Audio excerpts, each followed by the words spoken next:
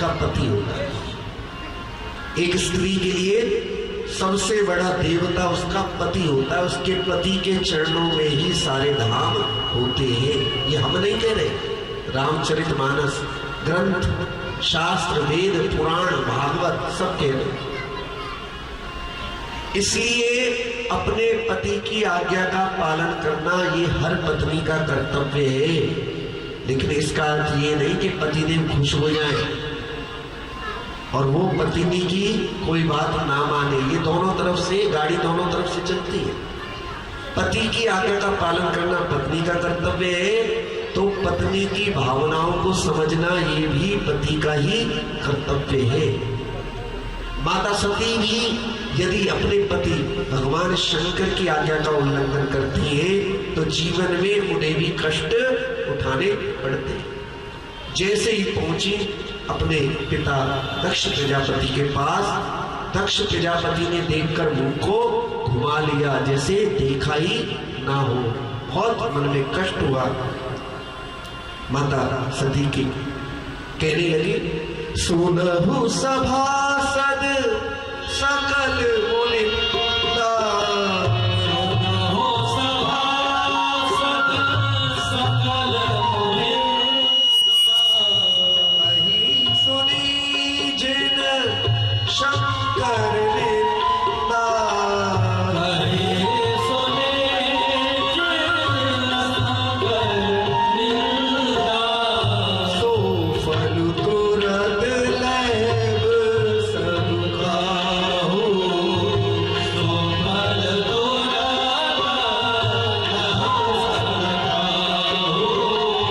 भली। हे देवताओं, हे मुनियों, हे पिताश्री, आप कान खोलकर सुन लीजिए। जिन्होंने भी भोलेनाथ की निंदा कही या सुनी है, उन सबको उनके किए का दंड भोगना पड़ेगा। और जो ये पिताजी मैं कर रहे हैं ना, इनको बकरे का मुख लगेगा। ऐसा कहकर माता सती ने अस कही योग अग्नि तनु जारा,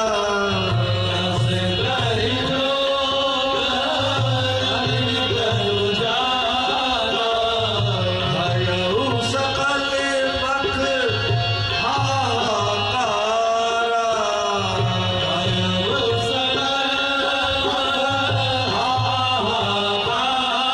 माता सती ने शरीर को जलाकर नष्ट कर दिया। देखो ये होती है सती। अपने पति का अपमान सहन नहीं किया, शरीर को ही छोड़ दिया। इसलिए आज भी नारियों की तुलना किससे की जाती है? किससे की जाती है? सती से। अरे ये तो बड़ी सती सावित्री है। कहते नहीं कहते? कहते नहीं कहते? जीवन में हम सुंदर है, नहीं है, धनवान है, निर्धन है, हम क्या है, कैसे है, ये बाद की बात है। लेकिन सबसे बड़ा गुण यही है कि हम जीवन में सिद्धांतों को ना छोड़ें। तो जीवन में अच्छे कार्य हैं, अच्छे कर्म हैं, उनको करें और गलत कर्मों से बचें।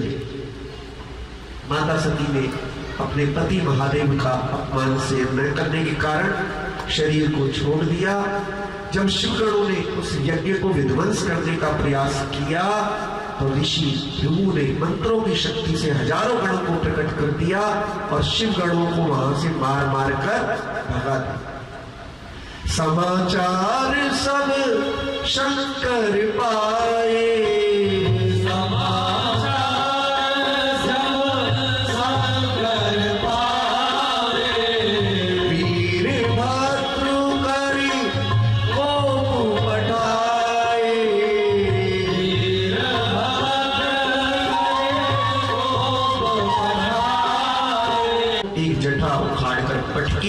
और वीरभद्र जी प्रकट हो गए।